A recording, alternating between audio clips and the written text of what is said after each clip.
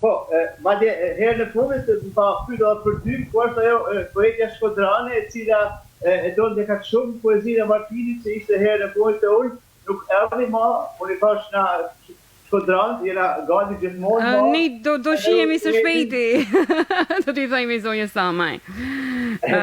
Okej. Po, do ja kaloj këto përshëndetjet tuaja. Gjergji, unë mendoj se ti ke një jetë mes poezisë dhe dramës.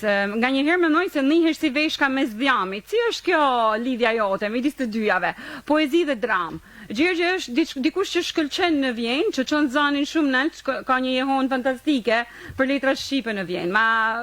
Të lutem, ma përshkruaj pak këtë ndjesitë tënde. Ariola, unë i kam vendosur këtu përpara, kam votuar rreth 50 drama, kam votuar rreth romane. Shumica e tyre edhe janë vlerësuar nga diaspora, edhe janë gjuar në skenë. Unë gëzohem nëse dramat e mia do shohin edhe skenën shkodrane. Këtu më leo të praktës kaq shkurt një drama parë. Gjergji, paraqiti shkurt, jo të gjitha një nga një, sepse jemi edhe live stream dhe do përshëndesim miq që na ndjekin live stream. Okej, shumë mirë. Këtë dramë kam shumë për zemër, kanë fjalë për të sportisa, drama e parë shqiptare sportive, unë jam vetë edhe në sportit, bëhet fjalë për Sababizin dhe Paulin Nojen, unë gëzohem nëse të dramë ka shoh në skenën e teatrit të Shkodrës. Ne do gëzohemi po të vët, po gjithsesi do të vët, do vihen në skenë besoj dramat tuaja.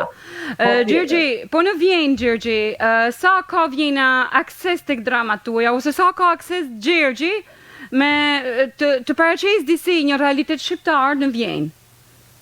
Ariol, Vjena ka 23 lagje të cirke thonë këto, secili ka një teatr të vetin, konkurrenca është e jashtëzakonshme, por unë kam arrit këtu apo aty me vendosur edhe dramat e mia në skenë, diku me aktor austriak, diku edhe me aktor shqiptar, kjo fjala me Rita Noci, regjisoren e Hamfre. I përshëndesim se unë jam e sigurt që do ta ndjekin emisionin edhe pse me një minutazh të shkurtër. Ariol, gjitha unë du me përshëndet një nga personat më të dashur të librit të Shkodër, zotin Martin Noja, i cili bën edhe të gjitha coverat, kopertinat e librave të mi, por edhe shumë shkodranë të tjerë, është jashtëzakonshëm, ka bërë ky person të 30 vjet për librin, nuk ka pasi njeri, unë uroj t'ja shoh një lapidar në Shkodër. Ndash zoti, këto fjalë tuaja shkojnë ndoshta në një vesh që do dëgjohen deri diku, sepse të shkruash për letërsinë edhe të japësh një kontribut kaq të madh letërsisë shqipe, edhe nga një vend tjetër, është me të vërtetë diçka sublime. Gjergji, kryesisht dramat tuaja referohen në jetës në sistemin e egur totalitar komunist. A mendon a ka po sot realiteti shqiptar, ka diçka dramatike për të vënë skenë? Po, patjetër, sepse jeta shqiptare është si një urë me shumë kam. Jena kam ishte në diktaturë, sa të është demokraci. Demokracia ende si ka hell ata vrajt e veta si shtuhet. Por na besojmë që dita ditës për herë dhe ma mirë të bëhet. Ja? Optimizmi është në natyrën e poetëve dhe dramaturgëve. Faleminderit që përcjell pozitivitet nga studio e Radio Shkodrës. Letërsia narrative ne na vjen si roman, si tregim, novel, proz, edhe proz poetike.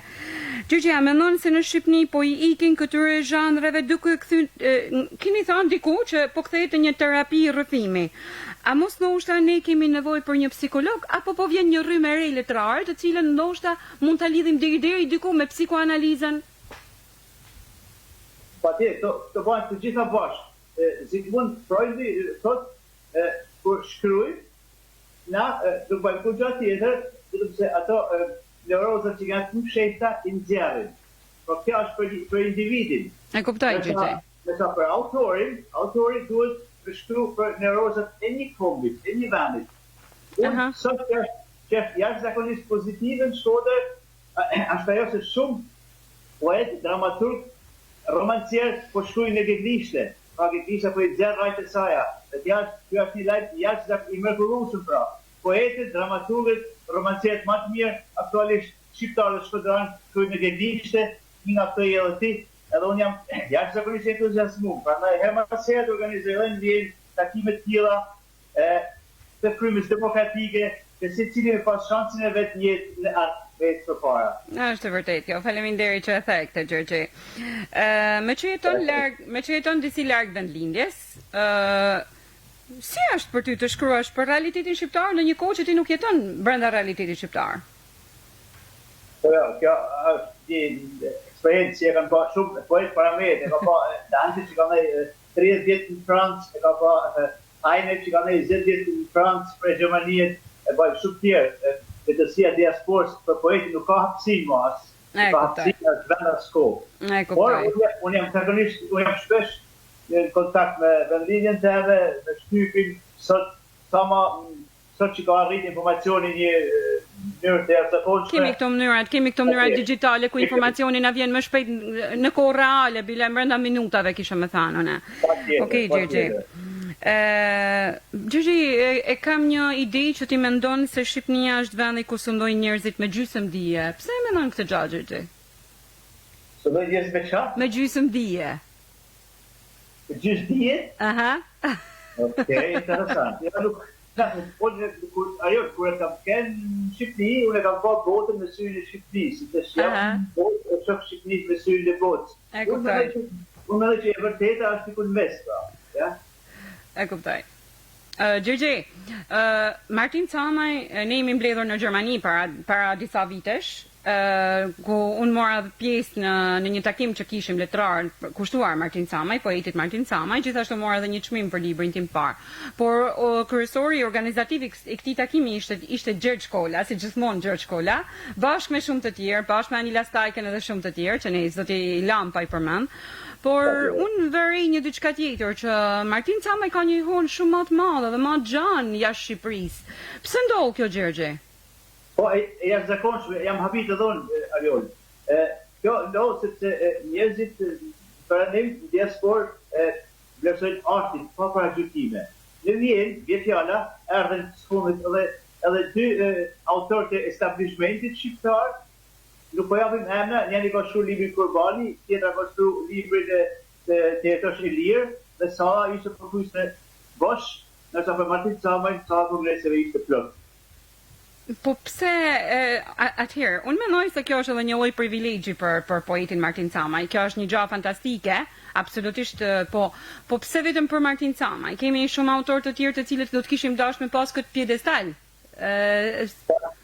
Patjetër, jo vetëm Martin Camaj, njeriu kur vjen në perëndim në diasporë kërkon mec me gjuhë dhe një paraardhës. Unë kam dy paraardhës të mi të cilët jam po përpiqem me gjuhën të tyre, janë Martin Camaj dhe tjetri është Arshipika. Unë pas Arshipikës kam shkruar drama, kam bërë një aktivitet, janë dy shkodran të mrekullueshëm që kanë studiuar në Shkodër, kanë studiuar të dy bashku janë këtë miqë shok dhe të dy bashku kanë një histori, poeziet, mitësiet, 50 vjeçare. Dhe kjo është një shembull i jashtëzakonshëm që ja uroj çdo shqiptar që këtë empati të Arshipikës dhe të Martin Camajs ta japin më mirë. Gjergje, unë e di që ti një pjesë jetës, të paktën pjesën rinore të jetës tënde, e ke kaluar në Shqipni.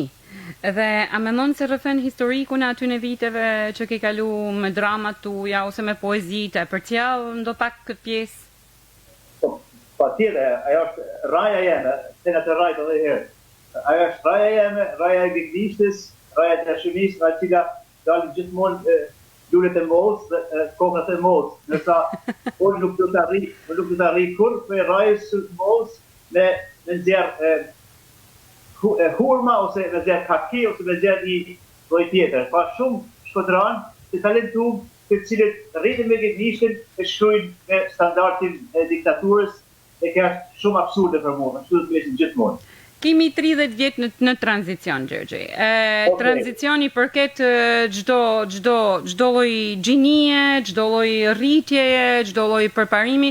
Jemi një vend që nuk dalim asnjëherë nga tranzicioni. Mendon se letërsia shqipe ka mbetur brenda këtij tranzicioni, Gjergje?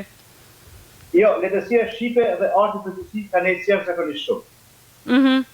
E vën re këtë diku e vën re tek autorët grek më së shumti besoj unë, apo edhe në zhandre të tjera të jetës kulturore.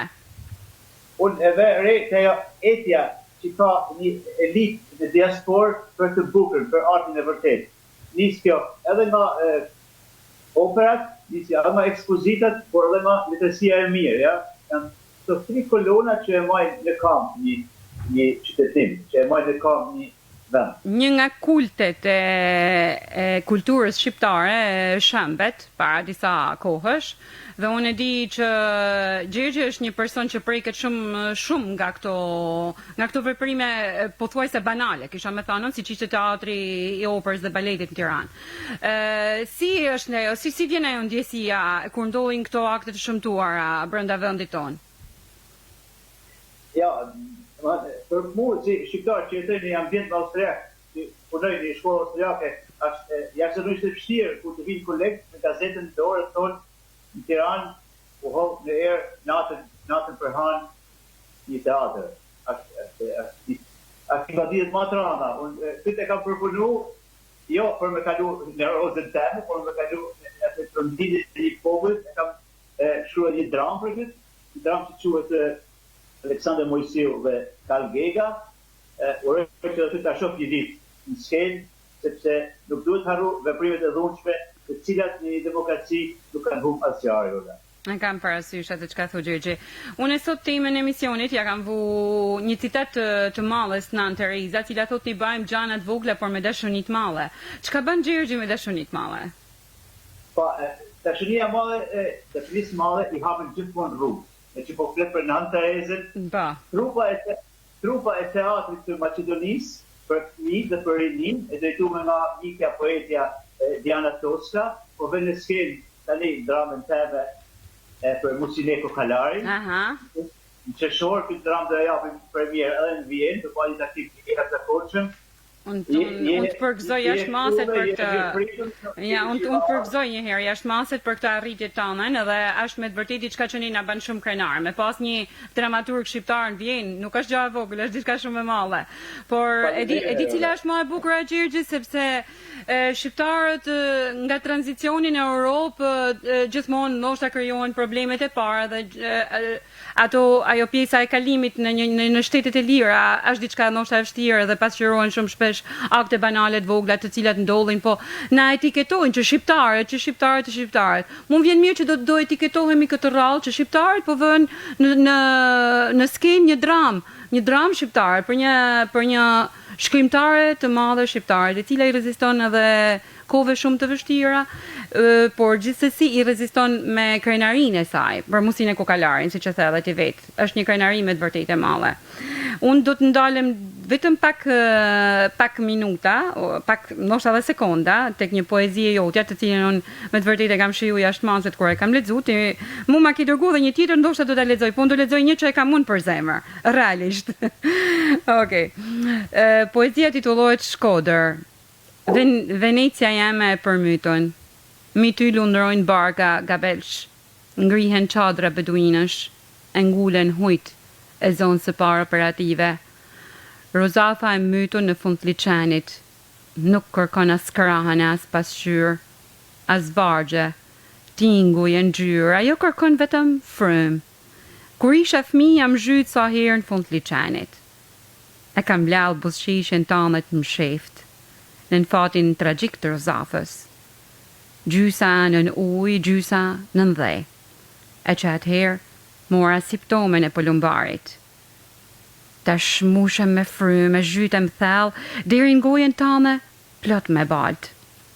E mbi në grehalucën që na qeshin e tallën, shtrigajt e gabelve, beduin të qobajt, e zonës parë operative. Asnjë shmark nuk më ka lind ma në Venecien e përmyton. Fëmia jam e mbeti një mojësi i harruam, që bën pella me grurt e fatit, në sytë e bardhë të liçenit.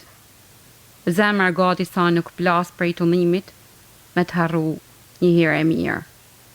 Se harresa është një gur i ram që na myt të dyve. Shkodër, ti Venecia jam e përmyton. Nuk e ke prit këtë poezi, jam shumë e sigurt nga ana jote, por unë ti din që unë i çmoj shumë vargjet tuaja, i çmoj edhe mënyrën se si e përcjell një realitet deri diku të Shqipërisë, pse jo edhe të Shkodrës. Ne jemi një prej atyre vendeve që demokracinë e kemi gjithmonë një post-demokraci, jo demokraci. Nuk e di sa kemi rrog demokracinë. Gjithsesi, Gjergji, si është kjo arbëria e sotme për ty? Arbëria jeme sot është një arbëri demokratike. Ja? Është një arbëri ku ai njeriu I talentuar, ai njeriu që e meriton, e cila përpara. Kjo është një arbëri, kjo është ura e vetme, e cila ka me kalu një ditë Shqipni në Europë dhe Europën në Shqipni. Nuk ekziston diçka tjetër. Establishmenti sot shqiptar me qëndrimet e gabume, me tarafin e tij, me dhunën që përdoret si institucione ashtu në kulturë, për mu nuk ka asnjë ardhme, për mu nuk është një urë e qëndrueshme me kalu komin tonë për anim. Vetëm e mira, e bukura dhe cilësoria ka me arrit që vendi jonë I ditë me hallë dhe urat e saja në Europë. Urojmë edhe ne. Gjergji, është trend letrar I autorëve postmodern të shkruash për diktaturat, jo vetëm për autorë shqiptar, në përgjithësi të kohëve të sotme. Autorët e gjithë botës, kisha me thënë, paktën sidomos të Europës, perëndimore, më së shumti. Ajo letërsia është gjithmonë politike. Nuk ka një letërsi apolitike. Natyrisht është mënyra si e shpreh, por është tjetër. Mund ta shpresh një poezi, mund ta shpresh një dramë, me mjete letrare shumë moderne që nuk shihet, por në thellësitë e saj, ajo mbetet një poezi politike. Poeti është vox populi, poeti është zoni I popullit, nuk ka tjetër, nuk ka kush tjetër. Letërsi shqiptar, disa që bajnë letërsi për problemet në botë. Një botë që nuk e njohin as pak. Unë mendoj se nëse shqiptarët s'bajnë të flasim për kështu një problemet që kena në vendin tonë. Unë jam në Austrinë 25 vjet, kam jetuar 20 vjet në Shqipëri, unë vazhdoj prapë me një urë mes Komitem dhe Europës. Gjergji, je 50-50. 50% vjenezë dhe 50% shqiptar, me sa e bëri unë së fundmi. Patjetër. Okej, Gjergji, pse letërsia hermetike nuk rroket nga brezat? Ju duket si diçka shumë e vështirë, një zhanër, unë po e quaj zhanër. Letërsinë hermetike unë e quaj letërsia hermetike Martin Cama, e Gjergj Fishtës, e Migjenit, e shumë kujt tjetër, po nuk është se rroket nga brezat e sotëm. Më duket si rroket një formë letërsie në formë rrëfimi ose një gjuhë shumë e varfën letërsisht, kisha me thënë kulturalisht.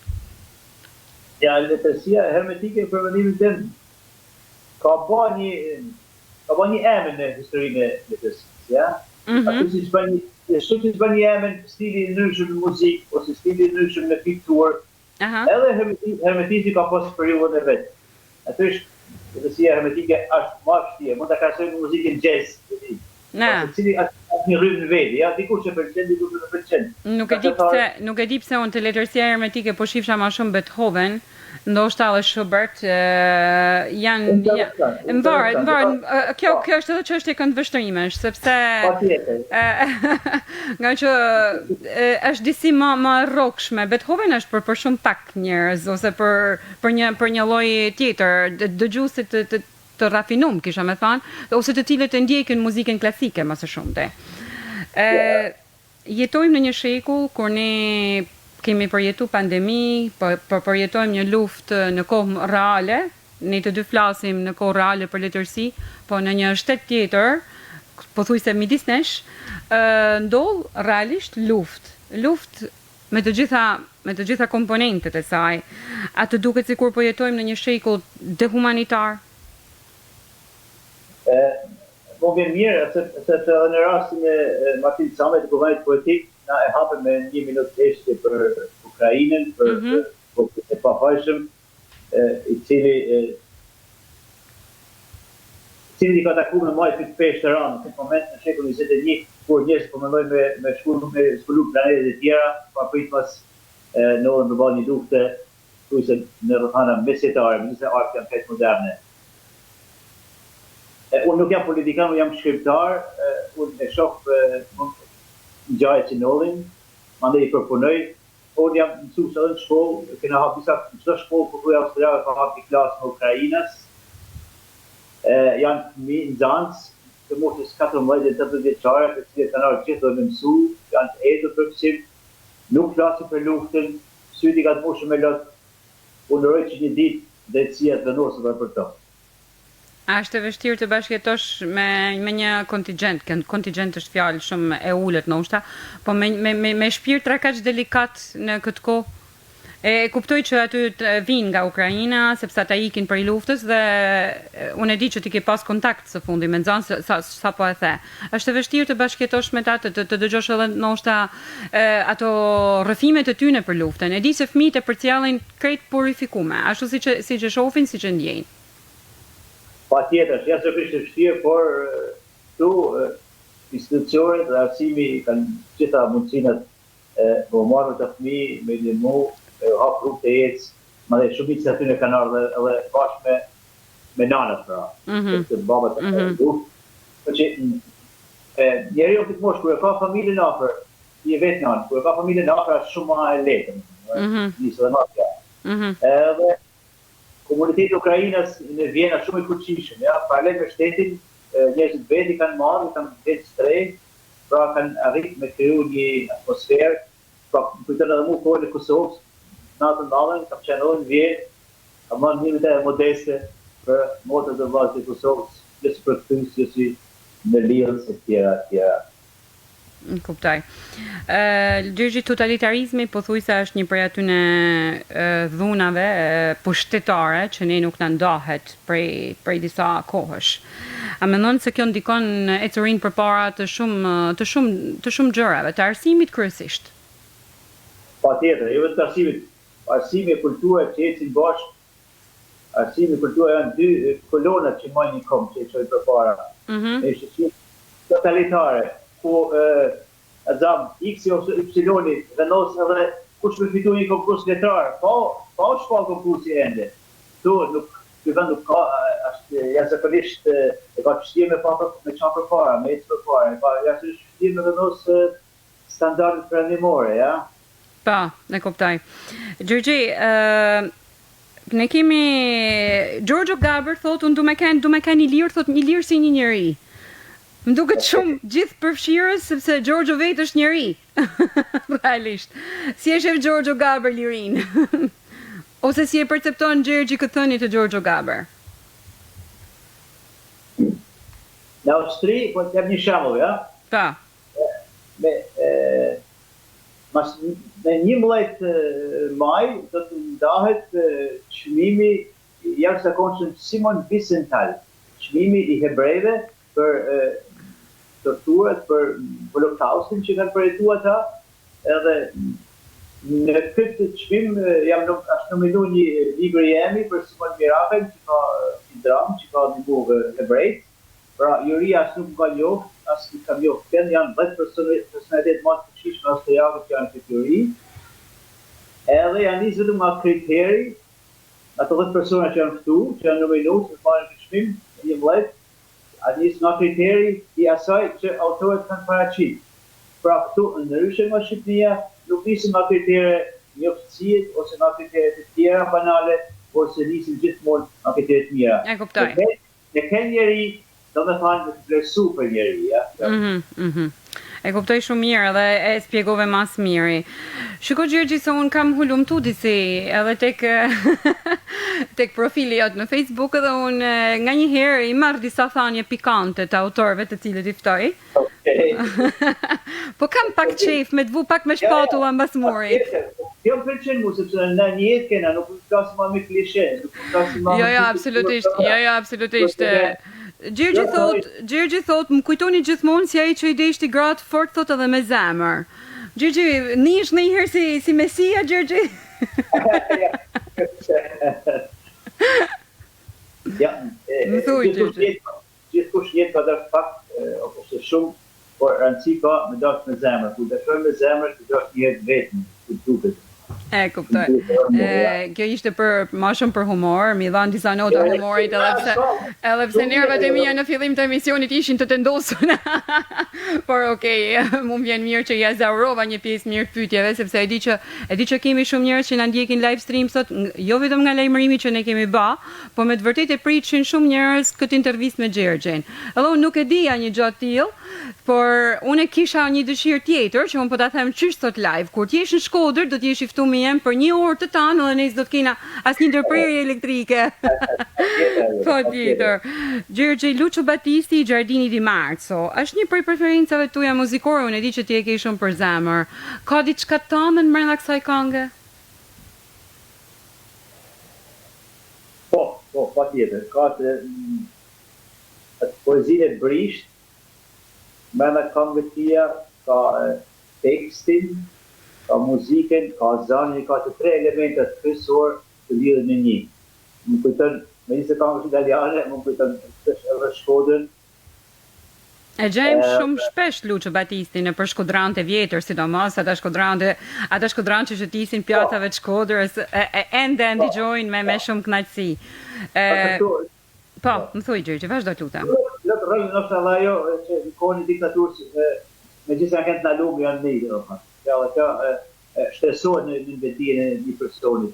Dhe në momentet nështë rjetë së delma i përsipër. Gjergj, cilat ishin librat që kanë ndiku në kohën e diktaturës, ata që ishin librat me put kuq në sensin të ndaluam nga sistemi. Cilat ishin për ty ata libra që të kanë dhënë ndoshta edhe një spunto më të fortë brenda vendit për me kuptuar që ky sistem ishte një sistem shumë i ill totalitar. Në shqiptar ka dhe më shumë vishta, domethënë, që ishte ndalum Koliçi, pa që gjeshin në shtëpia Shkodrane. Romani Pse i Spasis, që ka dhe më shumë dhe që keni ndalum. Është me të vërtet një roman i mrekullueshëm. I Spasis, pse? Këta janë të 3 libra ndalum, ndërsa për prendimin kam lexuar edhe Oscar Wilde e kam lexuar disa herë, domethënë, në italisht për ty. Edhe në shqip, ka disa botime vjetra, në shqip tregimin e tia. Të tjerë klasik janë leju, janë përkryr, domethënë. Klasik janë përkryr. Gjergj, i përket besimit katolik, dhe unë gëzohem, sepse e shoh që Gjergj ka një vokacion shumë të fortë brenda vetit. Mendoj që njerëzit që besojnë ose njerëzit që vokacionin edhe e shpërndajnë tek të tjerët kanë një karakter shumë të fortë. E mendon se karakteri jot është forcuar me besimin apo ka qenë i fortë dhe forcohet më tepër me besimin? Ja, besimi ka gjithë poetin tonë, poetin tonë ka gjithë besimin.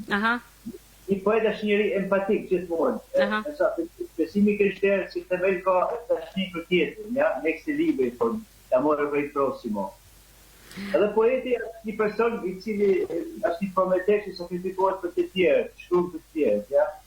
Ne kena shumë poetë shqiptarë të cilët kanë shkruar për të tjerë pa arritur kur suksesin në jetën e tyre, por ato kanë jetuar për të tjerë, ja. Unë kam shkruar një pezet drama të cilat nështë shumica s'kanë më vunë skenë gjatë jetës teme, por një ditë edhe kanë më vunë skenë, sepse poeti kënë ka dashni për tjetrin. Të dashni ka rëna mas kohës. E bukura e Gjergj, gjithashtu se Gjergj ka me lanë një gjurmë shumë të madhe mas vetes. Dhe kanë me kanë gjurmë të dramave të Gjergjit. Po. Kanë me kanë drama tuaja, poezi tuaja, sublime dhe tjepër të bukura.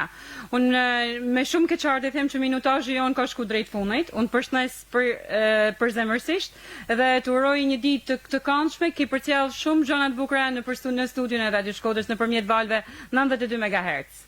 Po Gjergj. Ajo në korrekt të presin të Kraut Samaj Mülhen. Do t'jem pa tjetër, Gjergj, të jap fjallën. Kam nevojë të vinjen. Përshëndes Gjergj, faleminderit që ishe me ne sot. Gjithë mirat. Të bëjë shëndetit, të bëjë të marë. Ciao. Pashim. Mirupafshim, së bashku do t'jemi të shtunën që vjen. Mirupafshim, dëgjohemi sërish të shtunën tjetër.